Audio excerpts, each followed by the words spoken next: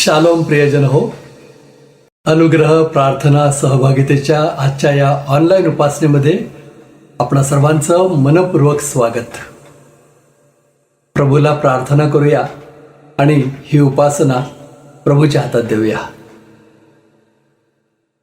परमदयाळू परमेश्वरा, सृष्टीच्या उत्पन्नकर्त्या, आमच्या उद्धारक देवा, आम्ही तुझे आभार मानतो आणि तुला सर्व मान महिमा गौरव देतो.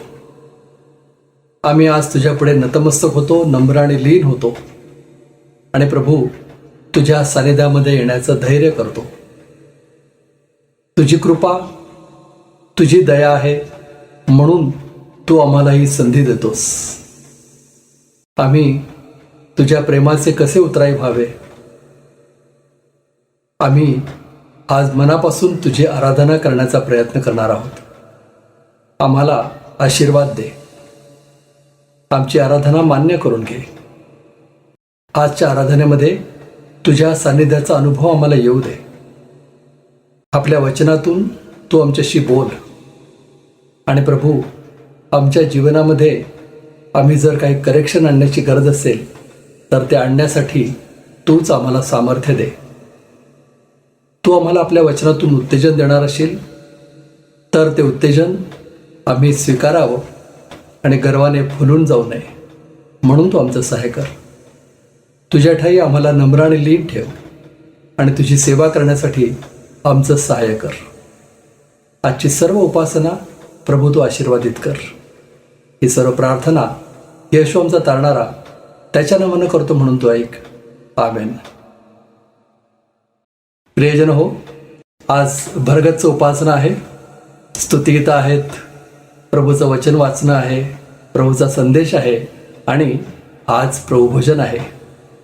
चला तर पूर्ण तयारीनिशी उपासनेमध्ये सहभागी होऊया. आज स्तुतिगीतांमध्ये आपल्या पुढारीपण करतायत पुण्याहून सिस्टर पल्लवी मिस्त्री.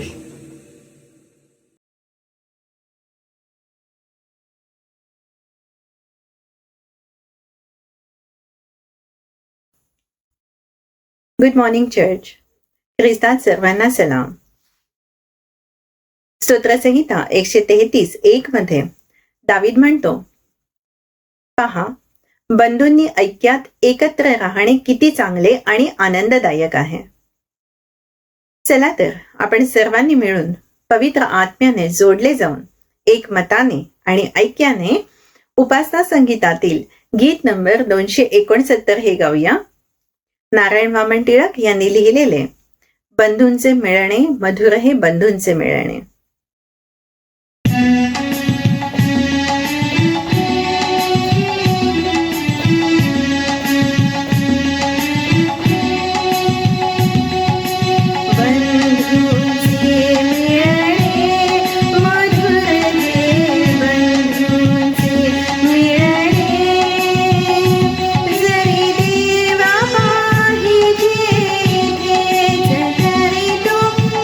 भक्ता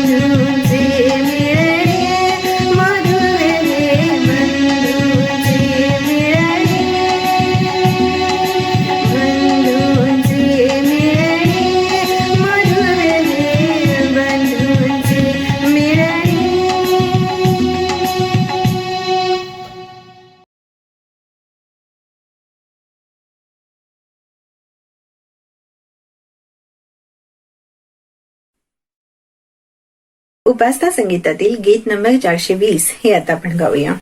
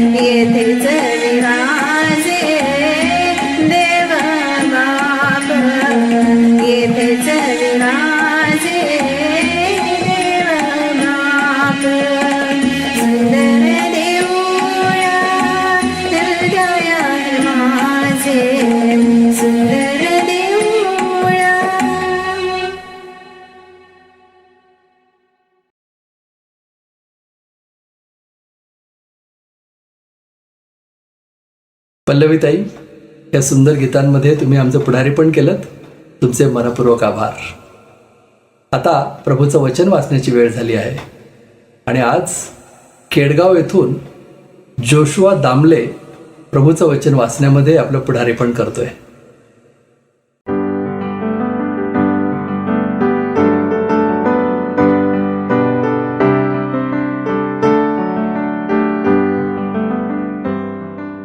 प्रेज द लॉर्ड. आज आपण पवित्र शास्त्रामधून मत्तय ह्याचा 5वा अध्याय 43 ते 48 वाचूया. आपल्या शेजाऱ्यावर प्रीती कर व आपल्या वैऱ्याचा द्वेष कर असे सांगितले होते. हे तुम्ही ऐकले आहे. मी तर तुम्हा सांगितो, तुम्ही आपल्या वैऱ्यावर प्रीती करा आणि जे तुमचा छळ करतील त्याच्यासाठी प्रार्थना करा, अशासाठी की तुम्ही आपल्या स्वर्गीय पिताचे पुत्र व्हावे. कारण तो वाईटावर व चांगल्यावर आपला सूर्य उगवितो आणि नीतिमानावर व अनीतिमानावर पाऊस पाडितो. कारण जे तुमच्यावर प्रीती करीतात त्याच्यावर तुम्ही प्रीती केले तर तुमचं प्रतिफळ काय? जकातदारही तसेच करीतात ना.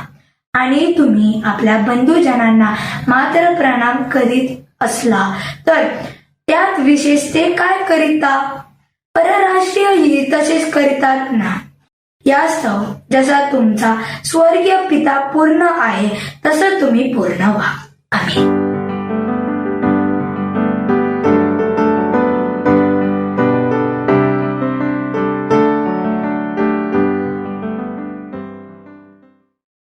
जोशुआ, फार सुंदर रीतीने वचन वाचलंस, स्पष्टपणे वाचलंस, धैर्याने वाचलंस.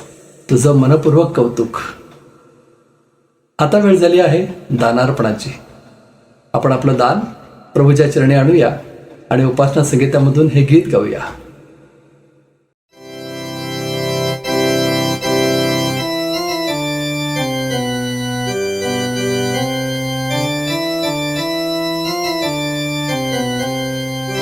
आपण उपासना संगीतामधून 22 नंबरचं गीत गाऊया. जय जय जगदीशा जगाला तुझी मात्र आशा. सर्वांच्या परिचयाचं हे गीत आहे आणि हे गीत गात असताना आपण आपलं दान परमेश्वराला अर्पण करूया. जय जय जगदीशा जगाला तुझी मात्र आशा. जय मंगलधामा जगावर तुझा मात्र प्रेमा. जय जगदाधारा जगाला तुझा मात्र थारा. जय जय विश्वपते जग हे तुझी वाट बघते. तुझी मात्र सेवा घडू दे जगामध्ये देवा. तुझे राज्य येओ जगिया स्वर्ग उभारा हो. तुलाच वंदन घे अमुचे वैभव तू अवघे. तुझ्या मात्र चरणी रमू दे सहर्ष दिन रजनी. प्रभो परात्पर जय करुणाकर. प्रभो परात्पर जय करुणाकर. जय जय जय बापा. जय जय जय पुत्रा. जय जय जय आत्म्या. जय जय जय आत्म्या. प्रार्थना करूया आणि हे दान आपण परमेश्वराच्या हातामध्ये सोपूया. सर्वसमर्थ जिवंत प्रभुदेवा, आम्ही तुझे मनापासून उपकार मानतो. आजचा दिवस तू आम्हाला दिलास. तुझ्या सानिध्यामध्ये तुझी स्तुती आराधना करण्यासाठी तू आमचं सहाय्य केलंस. तू आमची काळजी घेतोस, आम्हाला सर्व काही पुरवतोस, आम्हाला सुरक्षित ठेवतोस. प्रभू, त्याबद्दल आम्ही तुझे मनापासून उपकार मानतो. तुझ्या उपकारांची जाणीव ठेवून आम्ही अत्यंत अल्प असं दान आज तुझ्या भांडारामध्ये आणलं आहे. आम्ही तुला प्रार्थना करतो, या दानाचा तू स्वीकार कर. हे दान तू आशीर्वादित कर. या दानाचा उपयोग सुवार्ता प्रसारासाठी, मंडळीच्या आध्यात्मिक वाढीसाठी होऊ दे, ही आमची प्रार्थना आहे. प्रभू, आम्ही तुझ्या वचनाकडे वळत असताना आम्ही तुझं सहाय्य मागतो. मानवी बुद्धीच्या द्वारे आम्हाला या वचनाचा उलगडा होत नाही, परंतु आम्ही तुला विनंती करतो, पवित्र आत्म्या, या वचनाचा उलगडा तू आम्हाला कर. तू आमच्याशी बोल, तुझं सत्य तू आम्हाला प्रगट कर. प्रभू येशू ख्रिस्ताची नव्यानं आम्हाला ओळख होऊ दे. प्रभू येशू ख्रिस्ताची आमची भेट होऊ दे, ही आम्ही प्रार्थना करतो. आम्ही सर्वजण स्वतःला तुझ्या हातामध्ये सोपवतो. तारणारा प्रभू येशू ख्रिस्त याच्या नावाने आम्ही ही प्रार्थना करतो म्हणतो आहे. आमेन. प्रियजन हो, प्रभूचा संदेश ऐकण्याची वेळ झाली आहे. आज प्रभूचा संदेश आपल्यापर्यंत आणतायत आपल्या सगळ्यांचे आवडते देवाचे सेवक रेव्हरंड संजय डेव्हिड गायकवाड.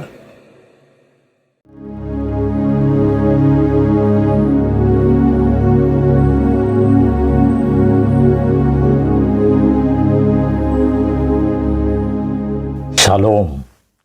कसे आहात आपण सर्व? आपण प्रभूच्या वचनाकडे वळूया आणि प्रभूनं शिकवलेली प्रार्थना, प्रभूची प्रार्थना, त्याचा अभ्यास आपण करत आहोत.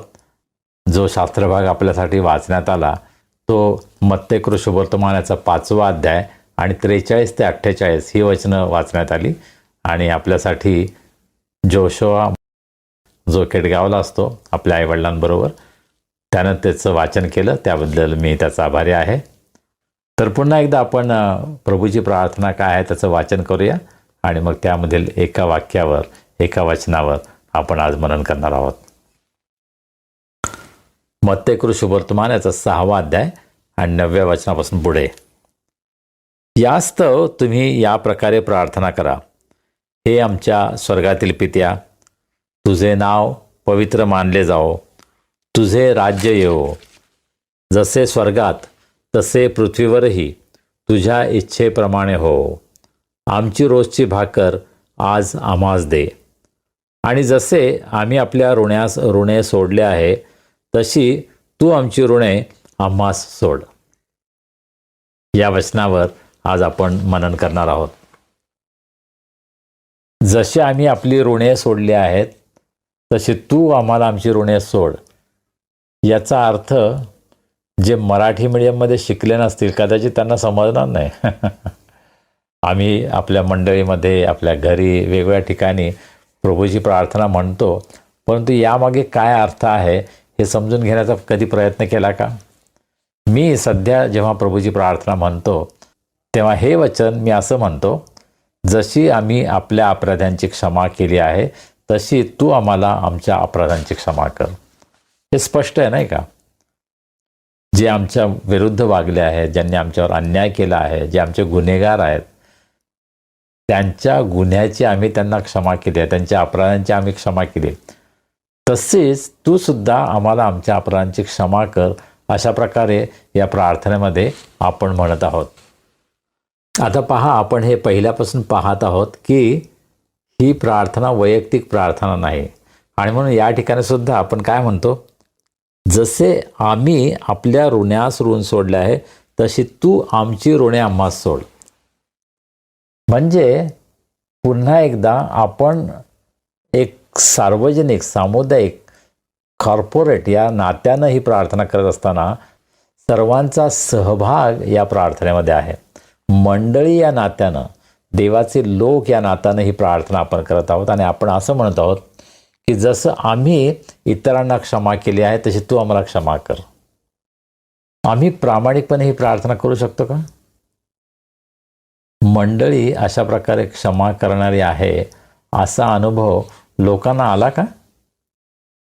ख्रिस्ती मंडळीचे इतरांबरोबरचे संबंध कसे आहेत? जे मंडळीच्या बाहेर आहेत ते अशा प्रकारे साक्ष देतील का की ही मंडळी, हे लोक क्षमा करणारे आहेत, आम्हाला अनुभव आला आहे, हे आम्हाला क्षमा करतात. वैयक्तिकरित्या तर आपण करायलाच हवं, परंतु मंडळी या नात्यानं आम्ही ही जबाबदारी स्वीकारली आहे का, हा प्रश्न आहे. प्रार्थना करताना आपण अगदी जोराने कदाचित हे म्हणतो, जसे आम्ही आपल्या ऋणास ऋण सोडले आहे तसे तू आमची ऋणे आम्हास सोड. जसे आम्ही आपल्या अपराधांची क्षमा केली तसे तू आम्हाला आमच्या अपराधांची क्षमा कर. परंतु वस्तुस्थिती काय आहे याचा विचार आम्हाला करायला पाहिजे नाही का? प्रार्थना करणं सोपं आहे.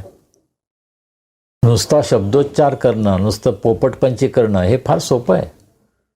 परंतु हा आमचा अनुभव आहे का? आम्ही असं म्हणतो देवाला, देवा जसं आम्ही इतरांना क्षमा केली आहे तशी तू आम्हाला क्षमा कर.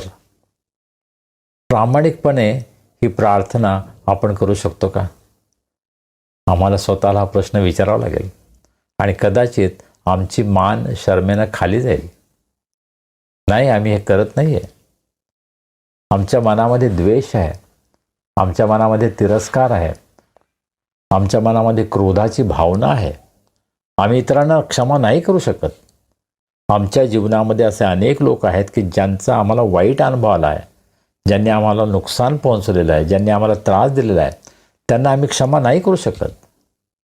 परंतु आम्ही प्रार्थना करतो, जशी आम्ही क्षमा केली तशी तू आम्हाला क्षमा कर. तू आम्हाला क्षमा कर हे म्हणणं सोपं आहे. परंतु आम्ही स्वतःच देवाला असं म्हणत आहोत की देवा, मी जशी क्षमा केली तशी तू आम्हाला क्षमा कर. देवानं जर ठरवलं की ठीक आहे, तू म्हणतोस तसं मी करेन, तू जशी क्षमा केली तशीच मी क्षमा करेन, तर आमचं काय होईल बरं? आम्हाला क्षमा मिळेल का? ज्यावेळेस व्यभिचारामध्ये पकडलेल्या एका स्त्रीला शास्त्री आणि परुषी प्रभू येशू ख्रिस्ताकडे घेऊन आले, त्यांचा उद्देशच चुकीचा होता, त्यांचा उद्देशच दुष्टपणाचा होता. परंतु ज्यावेळेस ते प्रभू येशू ख्रिस्ताकडे त्या स्त्रीला घेऊन आले, त्यावेळेस प्रभू येशू ख्रिस्तानं त्या स्त्रीला दोष दिला का? त्यानं ज्यांनी त्याच्याकडं त्या स्त्रीला आणलं त्यांना हा प्रश्न केला, तुमच्यापैकी ज्यानं पाप केलं नसेल त्यानं पहिला दगड उचलावा. आणि काय झालं? हळूहळू ते एक एक जण निघून गेले. कदाचित आपण जीसस फिल्म पाहिली असेल आणि आपण ते पाहतो की कसे प्रभू येशू ख्रिस्तानं हा त्यांना प्रश्न केल्यानंतर त्यांचे चेहरे उतरतात, ते घाबरतात, त्यांना स्वतःची लाज वाटते आणि हळूहळू ते तिथून निघून जातात. हे चित्र कदाचित आपल्या डोळ्यासमोर असेल. आणि प्रभू येशू ख्रिस्त त्या स्त्रीला म्हणाला, मीही तुला दोष देत नाही, पुन्हा पाप करू नकोस. प्रभू येशू ख्रिस्तानं लोकांना चॅलेंज केलं, आव्हान केलं, हो मारा दगड, जर तुम्ही पाप केलं नसेल तर मारा दगड. आणि एकाची हिंमत झाली नाही. आज आम्ही प्रभूकडे जातो ना, तेव्हा आमची अशीच अवस्था असते. प्रभू म्हणतो की जर तुम्ही पापांची क्षमा केली आहे ना, तर मी सुद्धा करायला तयार आहे. आमची क्षमा होईल का? हा किती भयंकर जबाबदारी आपण घेत आहोत ना. ज्यावेळेस आम्ही ही प्रार्थना करतो त्यावेळेस आम्ही असं म्हणतो, प्रभू मी जशी क्षमा केली आहे तशी तू मला क्षमा कर. याचा अर्थ मी जर क्षमा केली नसेल तर तू सुद्धा मला क्षमा करू नको. परंतु प्रभू दयाळू आहे, प्रभू अत्यंत प्रेमळ आहे. आमचं अशक्तपण तो जाणतो, आमचा मनातील दुष्टपणा तो जाणतो. तो आम्हाला पुन्हा आणि पुन्हा संधी देतो. आम्ही प्रभूची प्रार्थना हजारदा केली असेल, पण आम्हाला हे माहीत आहे की आम्ही अनेकांची क्षमा केलेली नाही आहे. पहा, प्रभूच्या प्रार्थनेमध्ये या एका वचनाला अधिक दुजोरा त्याच शास्त्र भागामध्ये दिलेला आहे. दुसऱ्या वचनांसाठी असं नाही म्हटलेलं. परंतु 12व्या वचनासाठी पुढे सांगितलेलं आहे 14व्या वचनात, कारण जर तुम्ही लोकांना त्यांच्या अपराधांची क्षमा केली तर तुमचा स्वर्गीय पिता तुम्हालाही क्षमा करेल.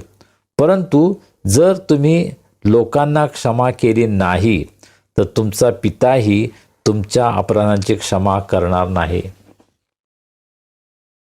किती भयंकर गोष्ट आहे, किती भयंकर आम्हाला धोक्याची सूचना आहे, वॉर्निंग आहे की आम्ही ही प्रार्थना करतो तेव्हा त्याचा अर्थ आम्हाला समजतो का? आम्ही फार मोठी जबाबदारी घेतो.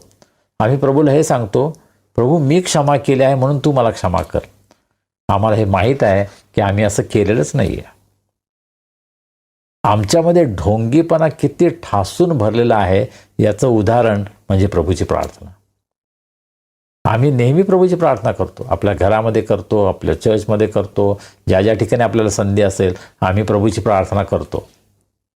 आणि आम्ही काय देवाला सांगतो की देवा मी जशी क्षमा केली आहे तशी तुम्हाला क्षमा कर. आणि आम्हाला माहीत आहे की आम्ही अनेकांना क्षमा करू शकत नाही. आणि म्हणून आज आम्हाला कदाचित देव पुन्हा एकदा आठवण करून देतो की क्षमा करणं हे तुमच्या स्वभावातच असलं पाहिजे. तुमचा हा स्वभाव बनला पाहिजे जो प्रभू येशू ख्रिस्ताचा स्वभाव होता. प्रभू येशू ख्रिस्तानं आपल्या जीवनामधून दाखवून दिलं क्षमा करणं म्हणजे काय. ज्यावेळेस प्रभू येशू ख्रिस्तानं आपलं शेवटलं भोजन केलं त्यावेळेस त्याने आपल्या शिष्यांचे पाय धुतले आणि त्या शिष्यांपैकी एक जण कोण होता? यहूदा इस्करियोत, जो प्रभू येशू ख्रिस्ताला धरून देणार होता. प्रभू येशू ख्रिस्ताला माहीत होतं की हा आपल्याला आपल्या शत्रूंच्या हातामध्ये सोपवणार आहे, विश्वासघात करणार आहे. तरीसुद्धा प्रभू येशू ख्रिस्तानं त्याचे पाय धुतले आणि क्षमा करणं काय आहे हे स्वतःच्या जीवनामधून दाखवून दिलं.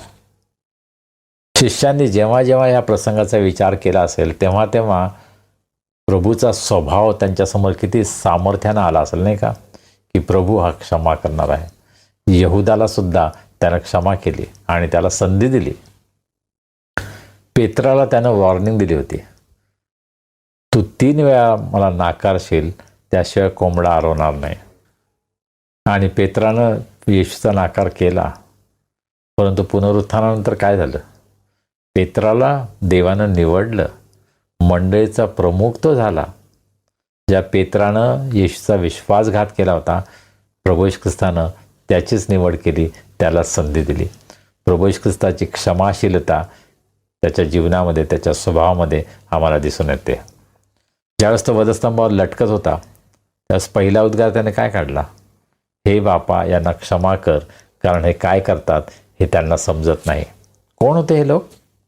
त्याचा छळ करणारे, त्याला वधस्तंभावर खेळणारे शास्त्री पुरुषी, जे त्याची निंदा नालस्ती करत होते. त्याच्या बाजूला असलेले 2 चोर, त्यापैकी एक चोर सुद्धा त्याची निंदा करत होता. ज्या शिपायाने त्याच्या हातात खिळे ठोकले होते, त्याला चापकानं मारलं होतं, त्या शिपायांकडे पाहून सुद्धा प्रभू येशू ख्रिस्त म्हणत होता, हे बापा, यांना क्षमा कर. प्रभू येशू ख्रिस्तानं आपल्या जीवनामधून दाखवलं क्षमा करणं काय, आणि म्हणूनच तो म्हणतो की तुम्ही क्षमा करा. या प्रार्थनेमध्ये ख्रिस्ती जीवन हे क्षमेचं जीवन आहे, हा सिद्धांत त्याने आम्हाला शिकवला आहे. आपण याचं पालन करतो का, हा प्रश्न आपण स्वतःला विचारायला हवा. प्रभू येशू ख्रिस्तानं मत्तयाच्या 18व्या अध्यायामध्ये एक दाखला सांगितला, एक दृष्टांत सांगितला. कृतघ्न चाकराचा दृष्टांत. 22व्या वचनामध्ये पेत्रानं प्रभू येशू ख्रिस्ताला प्रश्न केला. काय प्रश्न केला? प्रभूजी, माझ्या भावाने किती वेळा माझा अपराध केला असता मी त्याला क्षमा करावी? 7 वेळा काय? येशू त्याला म्हणाला, 7 वेळा असं मी त्याला म्हणत नाही, तर 7च्या 70 वेळा. आणि मग प्रभू येशू ख्रिस्तानं एक दाखला सांगितला. एका राजानं आपल्या दासांचा हिशोब घेतला आणि एका कर्जदाराला, एका दासाला त्यांनी आणलं की ज्याच्यावर लक्षावधी रुपयांचं कर्ज होतं. परंतु तो कर्जदार, तो दास राजाची गयावया करू लागला, त्याच्या पाया पडू लागला. त्याने विनंती केली की मला क्षमा कर, मला क्षमा कर, मला तू संधी दे. आणि राजानं त्याला माफ केलं, लक्षावधीचं कर्ज माफ केलं. तोच चाकर बाहेर गेला आणि त्याला आपल्या बरोबरचा दुसरा दास आढळला, ज्यानं कदाचित 100 रुपये फक्त घेतले होते. परंतु या दासानं त्या दुसऱ्या दासावर इतके अत्याचार केले, त्याने त्याला तुरुंगात टाकलं. आणि इतर त्याचे जे सोबती होते त्यांना फार वाईट वाटलं. त्यांनी राजाला हे कळवलं आणि अर्थातच राजानं त्याला भयंकर शिक्षा दिली. मी तुला एवढं कर्ज माफ केलं होतं, तुला 100 रुपये कर्ज माफ नाही करता आलं? आणि त्यामधून आम्ही कसं वागतो याविषयी प्रभू येशू ख्रिस्तानं सांगितलं की देवानं मला इतकी क्षमा केलेली आहे, देवाविरुद्ध मी इतके अपराध केलेले आहेत, तरीसुद्धा देव मला पुन्हा आणि पुन्हा क्षमा करतो. परंतु एखादी व्यक्ती जेव्हा माझ्या विरुद्ध वागते, माझा अपराध करते, त्यावेळेस मात्र त्या व्यक्तीला क्षमा करण्यासाठी माझी तयारी नसते. आणि म्हणून प्रार्थना करताना जेव्हा आम्ही प्रार्थना करतो, जसे आम्ही आमच्या अपराधांची क्षमा करतो तसे तू आम्हाला आमच्या अपराधांची क्षमा कर. जसे आम्ही आपल्या ऋण्यास ऋण सोडले आहे तसे तू आमची ऋणे आम्हास सोड. ही प्रार्थना आपण प्रामाणिकपणे करू शकतो का? आपण स्वतःला हा प्रश्न करूया. प्रभूच्या प्रार्थनेमध्ये हे जे वाक्य आहे, हे जे वचन आहे की जसे आम्ही आमच्या ऋण्यास ऋण सोडले आहे तसे तू आमची ऋणे आम्हास सोड. मला हा फार मोठा प्रश्न आहे की मराठी मंडळीमध्ये किती लोकांना या शब्दांचा अर्थ समजतो? ऋण सोडले आहे. ऋण म्हणजे काय? कर्ज. जसं मी दुसऱ्यांना कर्ज सोडलं आहे तसं तू मला कर्ज सोड. या शब्दांमधून आम्हाला ही गोष्ट स्पष्ट होते का? त्याच्याऐवजी जर आपण असं म्हटलं, जशी आम्ही आपल्या अपराध्यांची क्षमा केली आहे तशी तू आम्हाला आमच्या अपराधांची क्षमा कर.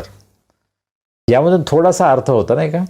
जसं आम्ही आमच्या विरुद्ध वागणारे जे अपराधी आहेत, जे गुन्हेगार आहेत, त्यांना क्षमा केली आहे तशी तू सुद्धा आम्हाला आमच्या अपराधांची, आमच्या गुन्ह्याची क्षमा कर, अशी प्रार्थना आपण करतो. जो शास्त्रभाग आपल्यासाठी वाचण्यात आला होता, मत्त्याचं शुभवर्तमानाचा 5वा अध्याय 43 ते 48, त्याच्यामध्ये प्रभू येशू ख्रिस्त प्रीती करण्याविषयी सांगत आहे. आपल्या शेजाऱ्यावर प्रीती कर व आपल्या वैऱ्यांचा द्वेष कर असे सांगितले, हे तुम्ही ऐकलं आहे. मी तर तुम्हाला सांगतो, तुम्ही आपल्या वैऱ्यांवर प्रीती करा व जे तुमचा छळ करतात त्यांच्यासाठी प्रार्थना करा. या ठिकाणी सुद्धा आम्ही इतरांना क्षमा करायला हवी, ही गोष्ट प्रभू आम्हाला सांगत आहे. आमच्या वैऱ्यांवर सुद्धा आम्हाला प्रेम करायचं आहे. त्याचा अर्थ त्यांना क्षमा केल्याशिवाय त्यांच्यावर प्रेम नाही करता येणार. त्यांना क्षमा नाही करायची, परंतु प्रेम करायचं शक्य आहे का? नाही. आधी आम्हाला त्यांना क्षमा करावं लागेल. त्यांनी आमच्या विरुद्ध अपराध केलेला आहे हे माहीत असून सुद्धा आम्ही उदार अंतकरणानं त्यांना क्षमा करतो आणि आपलं प्रेम त्यांच्यासाठी व्यक्त करतो. जगामध्ये अशा अनेक साक्षी आहेत की कशा प्रकारे कोणीतरी क्षमा केल्यामुळं त्यांचं जीवन बदलून गेलं. राजस्थान पुष्कर येथील प्रमुख पुजारी पंडित, त्यांच्या घरातील पंडित धर्मप्रकाश यांची साक्ष मी ऐकली आहे. स्वतः त्यांच्याकडून मी ऐकलं आहे, त्यांच्याशी मी बोललो आहे. आणि त्यांनी आपली साक्ष सांगताना हे सांगितलं की ते येशू ख्रिस्ताला ओळखत नव्हते. ते खासदार होते, फार मोठ्या पदावर होते, अतिशय श्रीमंत होते, परंतु त्यांच्या पत्नीच्या द्वारे येशू ख्रिस्ताची ओळख त्यांना झाली. आणि त्यांनी एक अनुभव सांगितला की ते आपल्या पत्नीला खूप त्रास देत होते, कारण ती येशू ख्रिस्तावर विश्वास ठेवत होती आणि म्हणून ते आपल्या पत्नीचा छळ करत होते. आणि एक दिवस त्यांनी आपल्या पत्नीला लाथ मारली आणि ती पायऱ्यांवरून घरंगळत अशा प्रकारे खाली गेली आणि तिच्या अंगातून रक्त येत होतं. परंतु ज्यावेळेस ते तिला उठवायला गेले त्यावेळेस ती म्हटली की मी तुम्हाला क्षमा करते आणि मी तुमच्यावर प्रेम करते. इतक्या भयंकर अवस्थेमध्ये असताना तिने ज्या प्रकारे क्षमा दाखवली, क्षमेचं अंतःकरण दाखवलं, त्यामुळं त्यांचं अत्यंत दुष्ट अंतःकरण विरघळलं. ते नम्र झाले आणि त्याद्वारे त्यांना प्रभू येशू ख्रिस्ताची ओळख झाली. एक अत्यंत दुर्बळ स्त्री, पण तो क्षमा करण्याचं सामर्थ्य काय आहे हे तिने आपल्या जीवनातून सिद्ध केलं आणि त्या व्यक्तीचं जीवन बदलून गेलं. कदाचित त्या स्त्रीची ओळख जगाला झाली नाही, परंतु पंडित धर्मप्रकाश हे संपूर्ण जगामध्ये फिरले.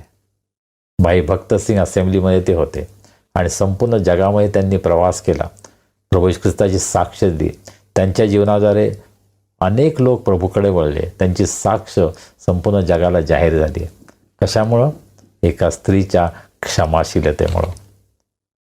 आज जग अशा प्रकारे वाट पाहत आहे की क्षमाशीलता काय असते, क्षमा करण्याचं सामर्थ्य काय आहे. कदाचित आज हे जगाला माहीत नाही. ते आमची वाट पाहत आहे. आम्ही अशा प्रकारे क्षमा करू शकतो का? ज्यावेळेस मिशनरी ग्रॅहम स्टेन्स यांना त्यांच्या 2 मुलांसहित मारण्यात आलं, त्यावेळेस त्यांच्या पत्नी मिसेस स्टेन्स काय म्हटल्या की या मारेकऱ्यांना मी क्षमा करते. आणि अत्यंत उदार अंतकरणानं या भयंकर लोकांना सुद्धा त्यांनी क्षमा केली आणि आपली सेवा त्यांनी चालू ठेवली. क्षमा करण्याचं सामर्थ्य काय असतं हे त्यांनी आपल्या जीवनातून दाखवून दिलं. आज तुमच्यासमोर आणि माझ्यासमोर हे आव्हान आहे. आम्ही अशा प्रकारे क्षमा करण्यासाठी तयार आहोत का? मला असं वाटतं प्रार्थना करताना ते आम्ही समजून उमजून करायला पाहिजे. जर प्रभूच्या प्रार्थनेमध्ये एखादं वाक्य आम्हाला समजत नसेल, आमच्या मुलांना समजत नसेल, तर आमचा हा अट्टहास का की तीच करायला पाहिजे? आम्ही असे शब्द वापरायला हवेत की ते सोपे आहेत. पुष्कळदा प्रार्थना करताना आपण इतके अवघड मोठमोठे शब्द वापरतो, कारण त्या प्रार्थनेमध्ये आमचं अंतःकरण देवाकडे नसतं, आमचं अंतःकरण लोकांकडे असतं की लोक माझ्या प्रार्थनेविषयी काय बोलतील, माझं कौतुक होईल का, मला ते भारी समजतील का. देवाला काय वाटतं याच्याविषयी पुष्कळदा आमच्या मनामध्ये काही विचार नसतात. आम्ही देवाला समोर ठेवून पुष्कळदा प्रार्थना करतच नाही. आम्ही लोकांना समोर ठेवतो. विशेषतः मंडळीमध्ये जेव्हा आम्ही प्रार्थना करतो तेव्हा आम्ही त्या प्रार्थनेचं थोडंसं ॲनालिसिस करावं की खरोखर ही प्रार्थना आम्ही देवाला करतो की आम्ही लोकांना इम्प्रेस करायला करतो. आमची प्रार्थना अंतःकरणातून यायला पाहिजे, आपल्या स्वतःच्या अनुभवातून यायला पाहिजे. पुष्कळदा आम्ही इतरांचं ऐकून सुद्धा प्रार्थना करतो. मोठमोठे शब्द वापरले म्हणजे प्रार्थना फार भारी झाली असा आमचा गैरसमज असतो. मला असं वाटतं देव आमचं अंतःकरण पाहतो. आम्ही अंतःकरणपूर्वक प्रार्थना करतो का? देवाला जेव्हा आम्ही संबोधतो, जेव्हा देवाला आम्ही बोलतो त्यावेळेस मोठमोठे विशेषणं वापरायची काय गरज नाही. जसं एखादा मुलगा आपल्या वडिलांशी बोलतो, एखादी मुलगी आपल्या वडिलांशी बोलते, त्या प्रकारचं आमचं हे प्रार्थना करणं, संभाषण असलं पाहिजे. प्रार्थनेद्वारे आम्ही देवाशी बोलतो आणि आम्ही त्याला पिता म्हणून हाक मारतो आणि मग आम्ही कशा प्रकारे त्याशी बोलतो याविषयी आपण विचार करणं आवश्यक आहे. प्रभू येशू ख्रिस्त असं सुद्धा म्हटला की तू जेव्हा वेदीकडे येतोस तेव्हा जर कोणी तुझ्या विरुद्ध काही अपराध केला असेल, त्याला तू क्षमा केली नसेल, तर प्रभू म्हटलं पहिल्यांदा जा, त्याच्याबरोबर समेट कर आणि त्यानंतर येऊन आपलं अर्पण सादर कर. प्रभूची आराधना करत असताना आपलं रोजचं जीवन आपण प्रभूच्या मार्गामध्ये जगत आहोत का? प्रभूच्या आज्ञापालनामध्ये आपण आहोत का? याचा विचार आपण करायला हवा. आणि म्हणून प्रभूची प्रार्थना करणं हे फार मोठं आव्हान आहे. एक रोजची सवय म्हणून कदाचित आपण प्रभूची प्रार्थना करतो, पण त्याचा अर्थ समजून घेऊन आपण खरोखर अंतःकरणापासून ही प्रार्थना करत आहोत का? हा प्रश्न आपण स्वतःला विचारायला हवा. मी असं नाही म्हणणार की आपण प्रभूची प्रार्थना करणंच थांबवायलाच पाहिजे. होय, काही मंडळांमध्ये प्रभूची प्रार्थना केली जात नाही, कारण त्यांचं म्हणणं असं आहे, प्रभूनं काय सांगितलं नाही की तुम्ही अशी प्रार्थना करा. ठीक आहे, परंतु प्रभूची प्रार्थना जर आपण करत असू तर ती अतिशय जाणीवपूर्वक, जबाबदारीने आपण करायला हवे. पुढच्या वेळेस जेव्हा प्रभूची प्रार्थना आपण करू त्यावेळेस जसे आम्ही आमच्या ऋणास ऋण सोडले आहे तसे तू आमची ऋणे आम्हास सोड, जसे आम्ही आपल्या अपराधांची क्षमा केली आहे तसे तू आम्हाला आमच्या अपराधांची क्षमा कर, हे म्हणत असताना आपण स्वतःला हे विचारूया की खरोखर मी हे करत आहे का? देवबाप तुम्हा सर्वांना आशीर्वादित करो. आमेन. प्रियजन हो, आजच्या संदेशामधून प्रभू आपल्याशी बोलला आहे ही खात्री आहे. आता प्रभू भोजनामध्ये भाग घेऊया.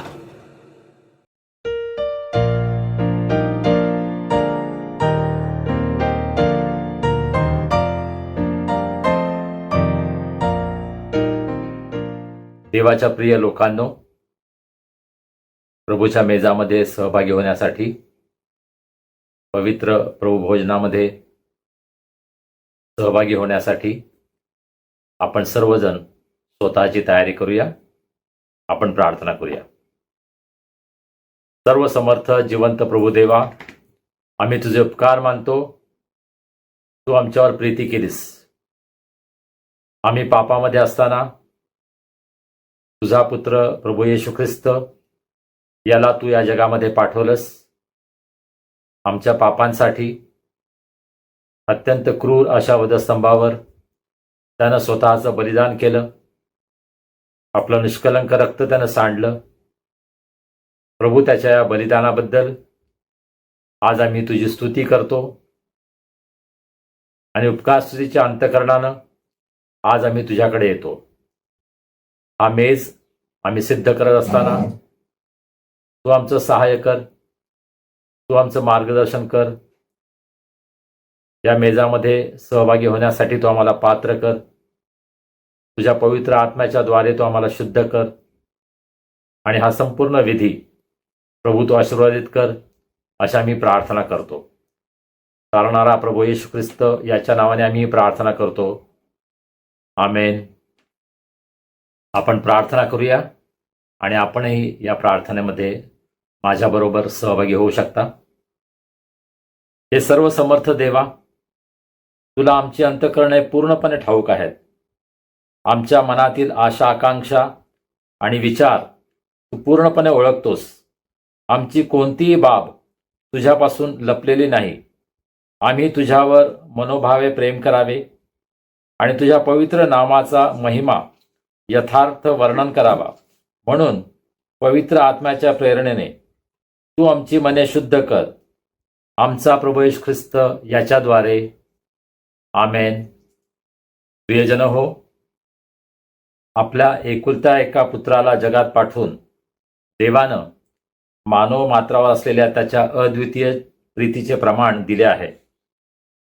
त्या पुत्राने आम्हाला आमच्या पातकांपासून मुक्त करावे, स्वर्गात आमच्यासाठी मध्यस्थी करावी आणि आम्हाला सनातन जीवन द्यावे अशी देवपित्याने योजना केली. तेव्हा देवाच्या अनुग्रहाने त्याच्या आज्ञांचे पालन करण्याचा, सर्वांशी प्रेमभावाने आणि शांतीने राहण्याचा आपण निश्चय करूया. देवावर विश्वास ठेवून पश्चातापी अंतःकरणाने आपण आपली पातके पदरी घेऊया. आपण सर्व मिळून पापकबुलीची प्रार्थना करूया. माझ्याबरोबर आपण ही प्रार्थना करा. हे सर्व समर्थ देवा, आमच्या स्वर्गीय देवबापा, आम्ही वाईट कृत्य करून, वाईट शब्द बोलून, वाईट विचार मनात बाळगून पाप केले आहे. आम्ही तुझे तसेच इतरांचेही अपराधी आहोत. कधी अजाणतेपणी, कधी हेतुपुरस्सर, तर कधी मोहाचा प्रतिकार करू न शकल्यामुळे आम्ही पाप केले आहे आणि तुला अनेक वेळा दुखावले आहे. करू नये ते आम्ही केले आणि करावे ते आम्ही केले नाही. याबद्दल आम्हाला खरोखर वाईट वाटते. आम्ही मनापासून पश्चाताप करतो आणि तुझ्याकडे क्षमेची याचना करतो. तुझा पुत्र येशू ख्रिस्त यानं आमच्यासाठी बलिदान केलं, म्हणून तू आम्हाला क्षमा कर. तू आम्हाला नवं जीवन दे. आम्ही तुझी सेवा करावी व तुझ्या नामाचे गौरव करावे असे तू कृपेने कर. आमेन. जे एकमेकांना त्यांच्या अपराधांबद्दल क्षमा करतात आणि स्वतःच्या पातकांबद्दल मनापासून पश्चाताप करतात, त्यांना क्षमादान देणारा देव आमच्यावर दया करो. आमच्या पापांची क्षमा करून आम्हाला त्यांच्यापासून मुक्त करो. योग्य ते करण्यासाठी तो आम्हाला समर्थ करो आणि सार्वकालिक जीवन आम्हाला देव. आमचा प्रभू येशू ख्रिस्त याच्याद्वारे. आमेन. देवाची उपकारस्तुती असो. प्रभूचं वचन आपण ऐकूया. करिंथकरास पहिले पत्र 11वा अध्याय आणि 23 वचनापासून पुढे. कारण जे मला प्रभूपासून मिळाले तेच मी तुम्हाला सांगितले आहे की ज्या रात्री प्रभू येशूला धरून देण्यात आले त्या रात्री त्याने भाकर घेतली, आभार मानून ती मोडली आणि म्हटले, हे माझे शरीर आहे, हे तुमच्यासाठी आहे. माझ्या स्मरणार्थ हे करा.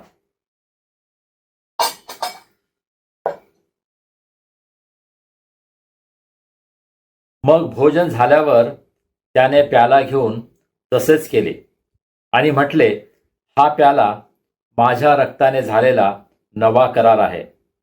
जितक्यांदा तुम्ही हा पिता तितक्यांदा माझ्या स्मरणार्थ हे करा.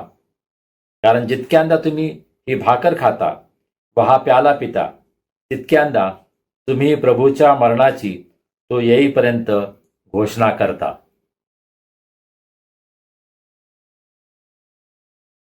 म्हणून हे स्वर्गीय देवबापा, त्याच्या स्मरणार्थ ही भाकर आणि हा द्राक्षरस आम्ही समर्पित करीत आहोत.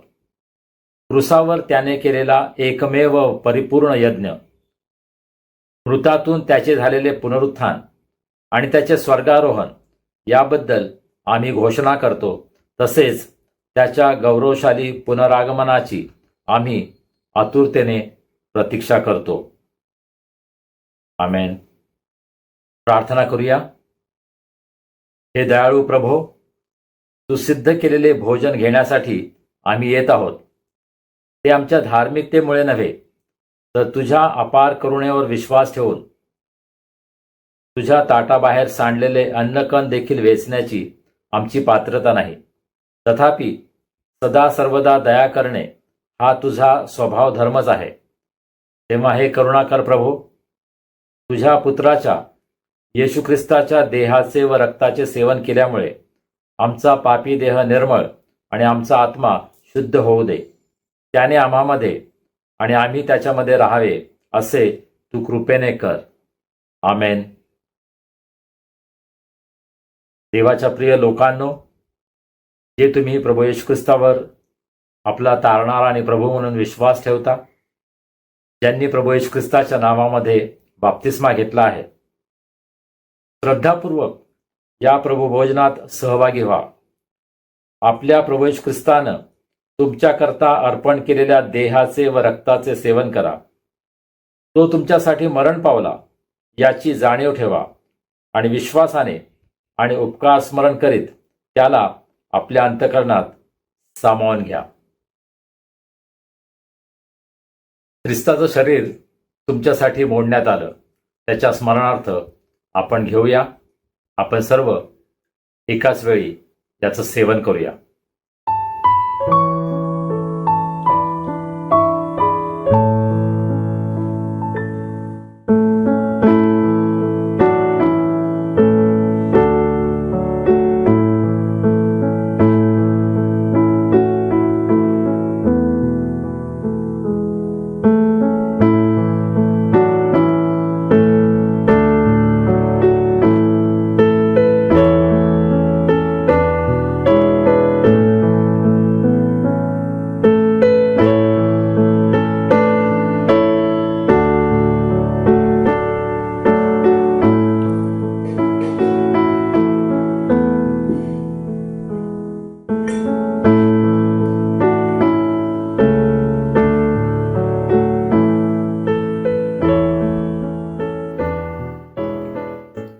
ख्रिस्ताचं रक्त तुमच्यासाठी सांडण्यात आलं, त्याच्या स्मरणार्थ यामधून घ्या. आपण सर्व एकाच वेळेस या प्याल्यातून सेवन करूया.